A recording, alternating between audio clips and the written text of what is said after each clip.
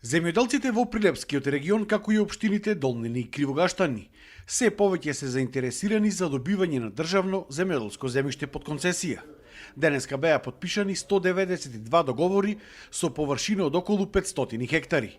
Ердован Исламовски од селото Канатларци во моментов обработува 150 хектари земјиште, а сега конкурирал за 8 нови хектари.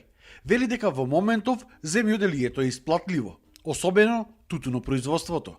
На ова мислење се и другите земјоделци кои што денеска добија договори. Најмногу во што ќе се ширите, да? За сега вложуваме повеќе во тутунопроизводството. Колку?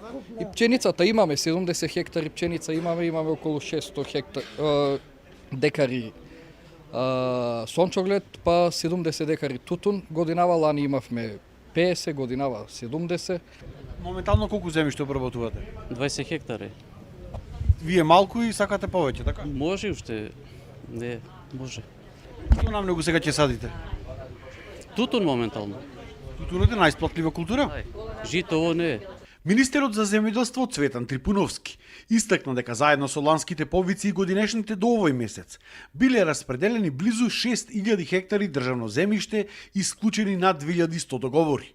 Тоа покажувало дека има интерес кај земјоделците во моментов за ширење на производството. Изминативе месеци спроведовме контроли кај големи корисници кои што најдовме злоупотреби, раскинати се договорите, земјиштето е ослободено и веќе наредниот период ќе можеме да го ставиме и тоа функција на последниот јавен повик имаше и посебен повик за легализација на веќе постоечки подигнати долгогодишни насади.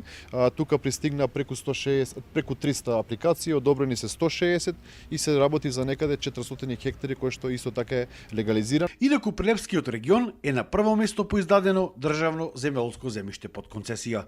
За Сител Дарко Штарговски.